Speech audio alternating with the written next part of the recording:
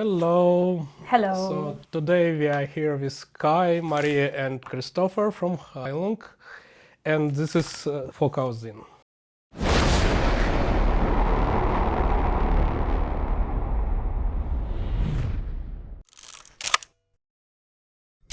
First things first, how did you end up in Duolingo, Albert? That is such a good question. I think that it started by some really clever PR people at Duolingo deciding that the owl somehow died and they wanted to do a ritual to resurrect it. And I think actually that we managed somehow to be what people are thinking about when they think ritual. Somehow our name must have come up when they Googled ritual music or something. But it was Did you guys catch this? Kai looks like a question mark.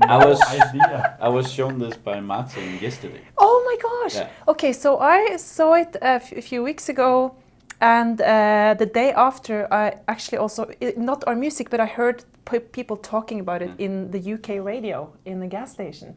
So it went quite wide. It has 4 million plays or something. You know Duolingo? I know yeah. Duolingo, So yeah. they are having they're starting a cult to resurrect the Duolingo owl, and the Heilung's music is underneath the promotion campaign. That's an app to learn how to speak, right? Yes. Yeah, okay, so why don't they put Old Norse on it then? Yeah. Or True. Proto-Germanic. Pro-Germanic. Yeah. Come on. True. It's I about think time. it's about time they get their act together. If you see this Duolingo, Proto-Germanic or Old Norse should be part of your language database. Thank you. Yes. Or Ancient Norse, Ancient Norse could also do. Yeah. right? I'd like to ask you a serious question now. So you are starting a hiatus in August, and what prompted the hiatus? How long it will last? Because I would say for myself, Heilung was around for a long time, and it was such a big support for me personally, and I guess for many people. And now I felt a little bit sadness that it is going away. What if it doesn't come back? So can you tell a little bit why you're going there, and how, if whatever you can share about how long it will take? I think you said it very well at one point, Kai, that it takes.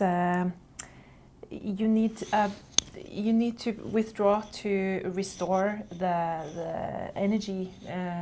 Sometimes you had something wise. Do you remember? Yeah. Retreat, reconnect, restore, and then return stronger. Yeah. I mean, that's not that uncommon. People need holiday, you know. It's You're not gonna have a holiday. It's a thing, you know. Maybe. What does that mean? What is I that? don't know. But I heard it's nice. Okay. Yeah. We should try it. You should try it. Maybe we should try it. Like we could maybe send like a picture from a beach or something. Yeah. Like restoring our energy with some pina coladas and you know. I don't know. I don't think it's a secret that Heilung is constantly evolving very organically, and we are continuously working on new material, and it's also good to take a break to get more real with these plans.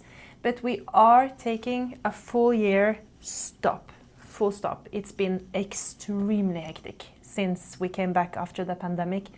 I think we've counted like 320 travel days per year.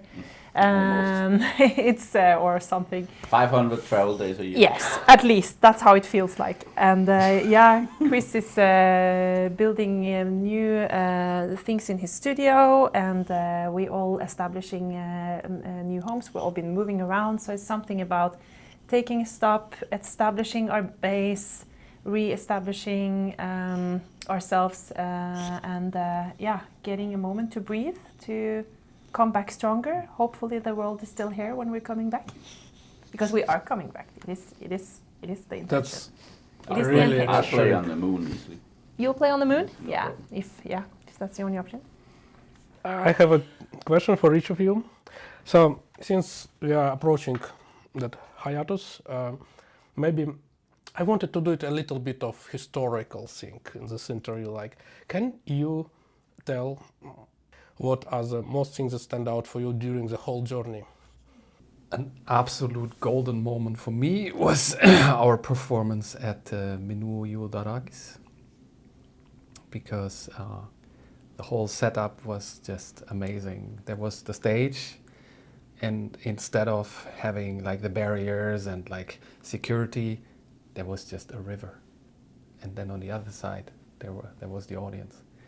And during our ceremony, they had built this gigantic wheel of like, I don't have a clue, 6 meters diameters, like a sun wheel. And it was made from wood and straw and hay and all of that. And while we played, like a lot of men gathered, and they all had no shirt, and they had torches. And then they ran towards the wheel and set it in motion and put a torch in there. And while we were performing, that wheel started burning and spinning faster and faster and faster. And like by the end, it was just in full and that had I mean, like the whole place was like an ancient burial ground of some sort. And yeah, the whole setup and that wheel of fire that just ignited and like, yeah, spread its energy. That is something I will never in my whole life forget. And that was like, for my pagan heart, like a really, really golden moment full of light, literally. Yeah. You know, there's a picture where you see you standing and the whole wheel goes around your head. Yeah. It's beautiful. It's really beautiful. Yeah. Should I go?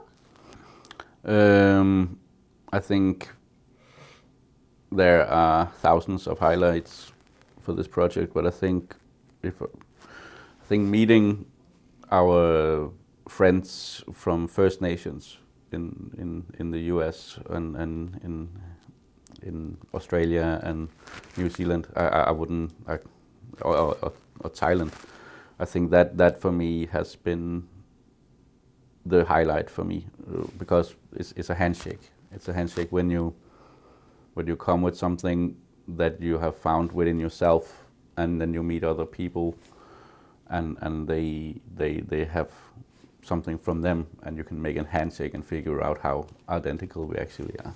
I think that is that we have got a lot of good friends there, and that is something that will stay. Yeah, I mean, it's like you say, a lot of memorable moments. But from the beginning, it was absolutely the first ritual we did on Castlefest.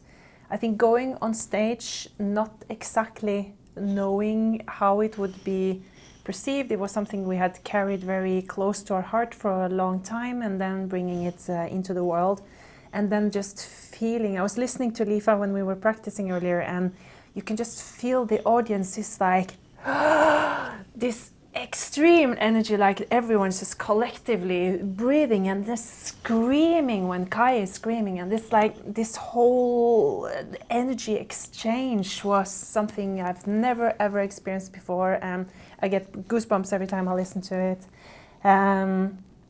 And then, yeah, if we fast forward to only last summer, I think it was actually in Finland on the festival we did last summer, was also extremely memorable. It was in daylight, something that we said we would never do because the spirits come out after sundown, and it is a very important factor for us.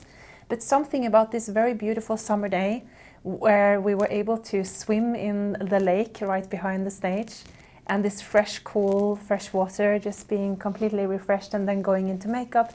And Kati, one of our warriors, picked a beautiful flower crown for me that I was wearing on stage, and I just have this sweet taste of summer. You know how that is. That's very special feeling.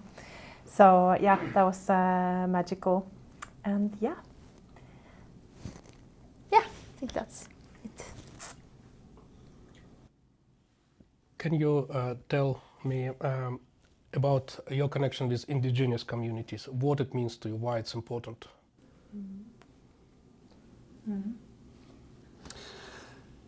For me, it's very important because as I mentioned before in the solo interview, I'm working with core shamanism a lot, and of course that involves the studying of a lot of indigenous cultures, including also the Finnish, the Sapmi people, and we as Western or Northern Europeans, the fire of our natural spirituality was relentlessly put out by Christianity in the early medieval time for Germany. It started already in the migration period, and we're not supposed to steal the wood from our brothers and sisters in Australia, in Finland, Sweden, wherever, America, Greenland, but we need to get our fire back, and that is how I see it. So I am, just like Christopher mentioned before, I am also overly happy whenever someone from these First Nations, from the indigenous cultures, say, yes, we're coming to you, we're coming to your stage, and we're doing the blessing for you, although it is very, very difficult to actually get locals. So for example, when we are performing in America, in Colorado, we have people coming that are rooted in California, even down to Mexican roots, up to Canada, and they come and do the blessing for us. Also in Thailand, where we performed, of course, in in Bangkok, but the people who did the traditional dance there, they did not perform the actual dance that traditionally was performed in Bangkok. They were from a region further away, but nevertheless, they represent people from the old culture of the region, and that is like very much for us also the case. Like I was born in Midwest Germany, Maria was born I don't know how many thousand kilometers away from me, but still we are performing something European, Scandinavian, you know, which dates of course a long while back, and there's this beautiful symbol, like when we find that, especially in Sweden, as a rock carving, this plus with a circle around from the Bronze Age. But we also find that sun wheel, as we call it, we find that in Northern America. There they call it the earth wheel. And there, that is also in color. It has 4 colors. It has the black color, the red color, the yellow color, and the white color.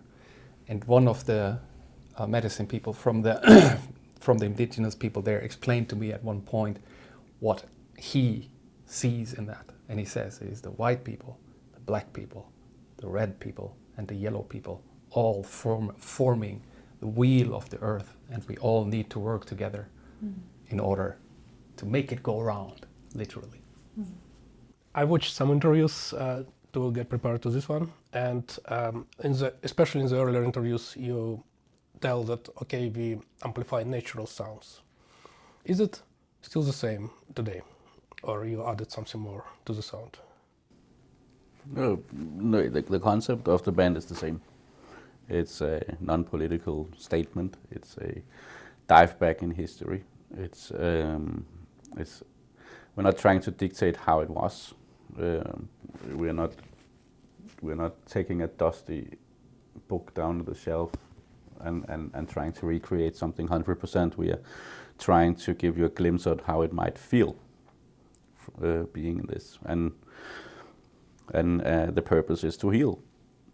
You know, it's an internal travel and an external travel at the same time, and in that we are using all sorts of sounds, mostly from the north, amplifying them, and trying to alter your state of mind. That has not changed at all. How sanctity of the ritual and being on the entertainment events when people basically drink beer and like having fun and kind of disconnect from reality in all possible ways, how it all works together? Is it a contradiction or not?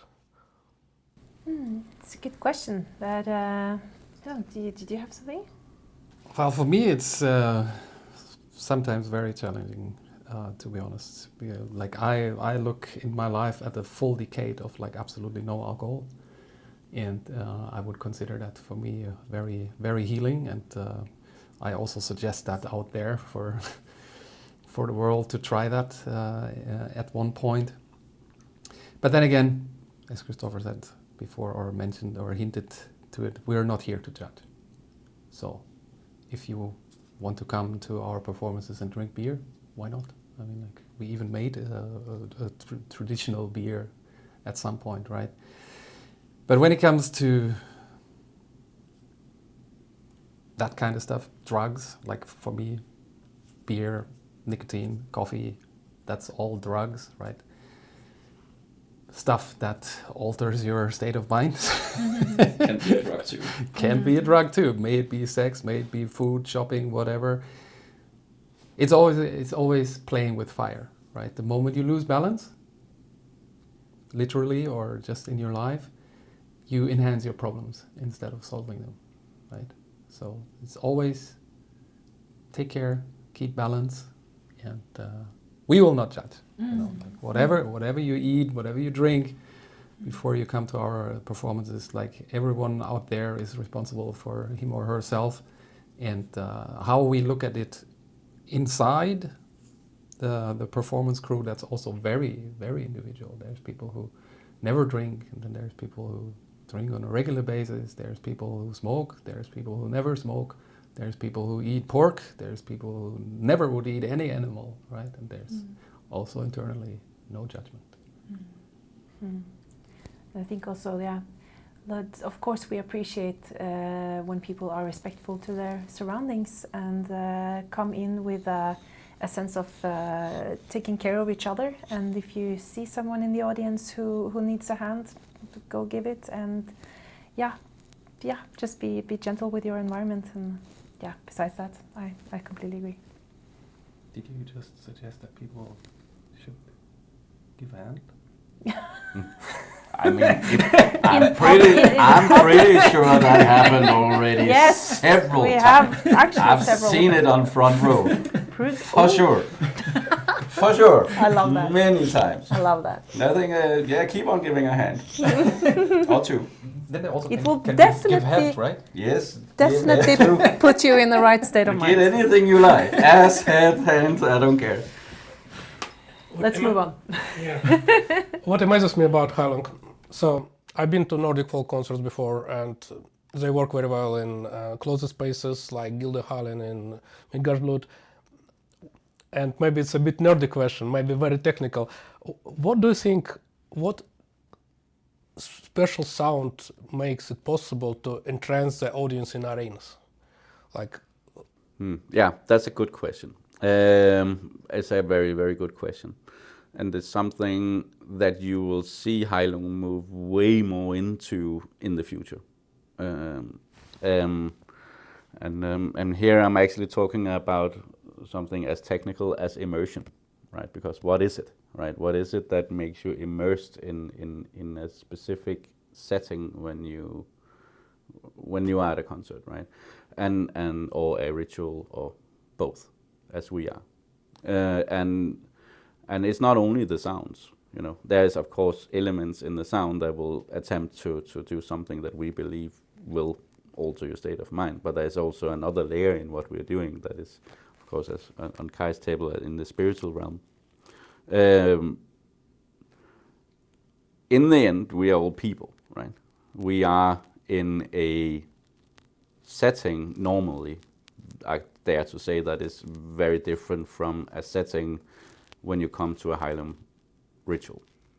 And we bring everything with us to make it as much as possible how we want it. So here in Finland, for instance, we are transforming an ice hockey skating hall into a ritual ground, right?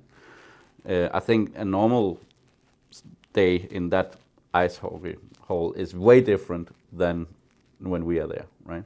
So we bring lights and sounds and our own speakers, our own stage, our own carpets, our own everything, right? We don't borrow anything here, really. Except from the trees. The trees we bring with us, yes. So what we try to do is, of course, turn off the light, right? So you don't see your ice skating hole, right? But there's more needed than that, you know. And half of that travel, I believe, at least half of that travel, is happening inside of people themselves. Having a thing put up like this cannot work if there's only a sender and no receiver, because that receiver has to, in the person taking it, whatever that is, the auditory, the visual, the inner stuff, the spiritual, whatever, something that happens inside the person themselves that they need to convert into something that is meaningful, right? And it demands something of people to be open, right? Of course, it looks great inside a gill hole, but I can tell you at this size we have now, I don't think we would even be able to fit the drummers in there, right? You know, you can also say, oh, it's always best outside in a forest. I don't agree necessarily. We're playing very loud sounds, right? I don't want to give a heart attack to all the sleeping birds either, right? And stuff like that. There's lots of things we need to consider when how we can make a thing as respectful as possible, right? And a lot of it comes from the inside, right? And that goes for the people attending also, right? So I think we can close the eyes almost everywhere we are on the planet. And if we close our eyes and really look inwards, we will see the things that are important, no matter how shitty it looks around us, right? And of course we do take a lot of care on a technical scale to make it sound nice also. Yeah, but I think that's also what is a bit curious to hear more about. Like, is there some secrets we can share? No, but right now, how I know that we have 2 extra people with us to help tune the audio system to fit the surroundings, right? So us bringing, we don't do an actual immersive setup on this because it's way too heavy to carry, but actually the sound you've been hearing on our last solo shows has been our own stuff we have brought already to make it sound as great as possible. So we have the best techniques there from what money can buy, but they're there to be invisible so that it just sounds great no matter what. And if you start thinking about, oh, that's a speaker, then you have kind of broken the immersion, right? But what we have done this time is also try to save ourselves a little bit, because we have a lot of bass in our sounds and it can be quite horrible to feel on stage sometime, because it kind of feel like you are having 2 hours worth of earthquake while performing. So we are now trying to hang half of it up in the roof so we don't die on stage, which is nice, you know, stuff like that. So there's a lot of stuff going on. There's a lot of good people working for us that does a fantastic job in creating both the visual and the audiovisual space. For me, one of those kind of seminal moments in Heilung body of work is when you released Ano Ano. It's one of my favorite songs. So I use this opportunity to ask how the song was created and how the music video came alive. Yeah, I'd like to talk a little bit about that because, the song was created. Maybe you can take that part and I can take the video part. You take the video part. Yes. But the song, to start with the video part, was the first time that we tried to collaborate with producers, which was not ourselves. We've been making everything ourselves, especially because Chris is particularly good at it. Chris is only also one person, so we realized that it's good to try to get some help. And the choice fell on a movie company from Trondheim called Helmet, because one of our friends had worked with them before and she recommended to have a chat. And I come into Line, the director's office with, we had arranged a coffee meeting and I put on the song and I see her close her eyes and go kind of, you know, this when she was just listening so intently, and then she actually also felt a little tear, like she got instantly very moved by the piece. And then I knew, like, okay, yes, I think we have our people. I think this is going to work. And what she did was basically to take a few words from us, meaning There's one, we don't know the lyrics, we don't know the meaning of the lyrics, it's all ancient and lost to us. There's a few words we know, and one of them is Landa warrior, which means protector of the land. And she used that word to imagine maybe parallel universe where children can be born with magical powers to resurrect animals and connect with the land. So she basically created a perfect example on how you can take Heilung's universe and then elaborate on it. What can happen in a Heilung world? What will the tribe do to gather strength? They will dance around the fire in the lunar eclipse and fight for this the girl who has these powers. So it was a very beautiful interpretation and a very, very wonderful to see that sometimes it actually works to collaborate with people from the outside because it was a bit of nerve-wracking for us to let that part go, but we were of course side by side with them for the entirety of the process. But yeah, the lyrics come from ancient Roman bracteates, right? Ancient Germanic bracteates, Germanic, which yes. are inspired by Roman coins. Yes. Anuana was the perfect song to delegate the video, to outsource the video, because it has this openness that we have no idea what it means, which is like different. Like our first video, for example, is very different because there we know exactly what the rune spell means, and the actual rune spell is also appearing in the video, and it's also the Norupo video. It's very, very close to the lyrics. Even the movements in the Norupo video are like one to one the lyrics. But Anuana is very, very open. You know, there's so much room for interpretation that there was apparently enough room for an external company to make something absolutely amazing, right?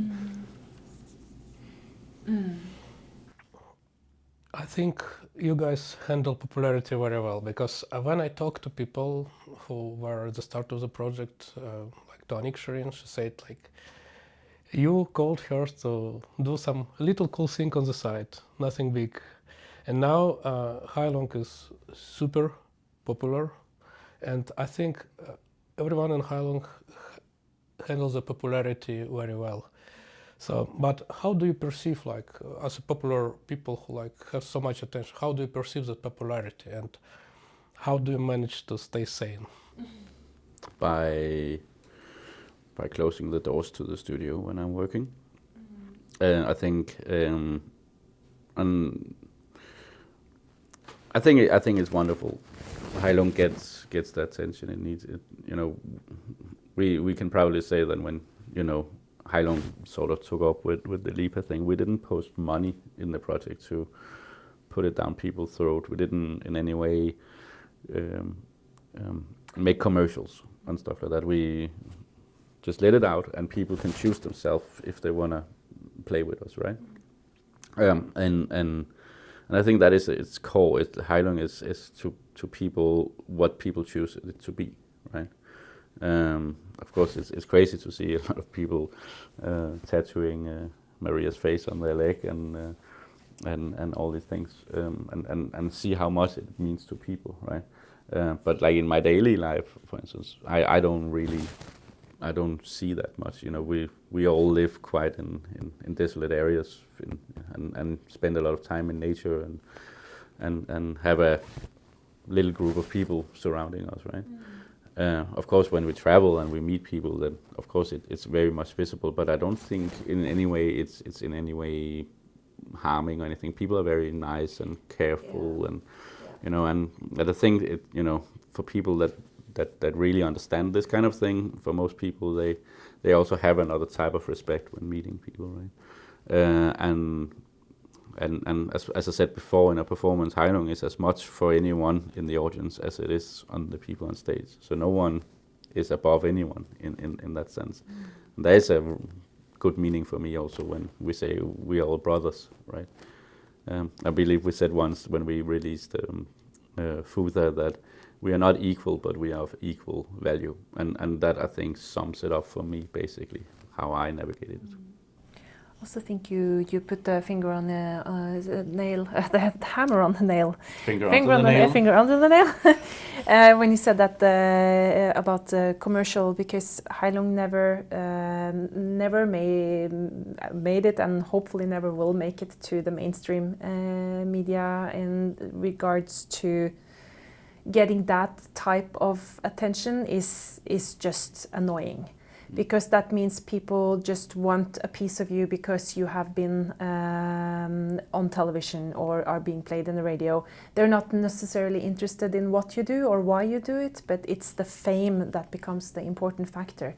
And I've seen this only once, and it shocked me. But we were sitting in a restaurant in Michigan eating pizza, a group of us, chatting, having a cozy time. And then there's a girl approaching our table that is like, who are you? And we're like, oh, we're just some people having some pizza, have a nice evening, trying to kind of roll it off. But it became very obvious that she was only, she started asking like, oh, could I have a picture? Could I have an autograph? But she had no idea who we were. But she had the perception that we were someone. So she had to be interested. And you look like someone. We look like someone, you know? And that was like, to me, wow. I'm so relieved that people like that actually don't, know who I am, because they will probably just leave me alone. Because our fans or listeners are extremely respectful, as Chris also mentioned, and never feel harassed or very humble. And often they come with a very personal story of something good that our music has done for them or their families or loved ones. And it's just beautiful, and makes me very happy to be part of all of this. I mean, there was one time where there was a fan breaching our security. I think it was in Canada, and I was standing building up on stage, and the guy comes in front of me, and he looks at me. I'm like, so yeah, and starts talking to me. I was like, he was kind of a nice guy, and then all of a sudden he was like, maybe I shouldn't be here. I was like, yeah, maybe you shouldn't. Okay, hi, and he left. He just got a little job. Yeah, like he just walked in, Yeah. I mean, of course, the security personnel was a bit up and worried afterwards. But my point was there was only big respect, really, and hopefully that is, of course, not something we applaud that people should be when we are building up. But probably shouldn't but be there. my point is that respect is important, right? And you, Kai, how do you handle fame? How do I stay sane? Yeah. Have I ever been sane? I I would think- totally classify myself as insane, and I'm still discovering how insane I am. So no, whatever. That aspect of my work is really not relevant for me. I somehow feel that you are immune completely. All of you are, of course, but you especially. So for the last question, what you can say to your listeners? I would love for all of you to enter the room with the ritual with an open mind and the greatest love and respect for everyone around you, and open all the doors inside you and just let everything in. And if anything feels too much or too harsh, try to ask yourself the question, why does it feel too much or too harsh? Is it something there that scares me, and why does it scare me? Ask some questions, because this is very much what we hope that you will get out of a live experience with us, is to expand your mind and leave the room a larger person than you were when you entered.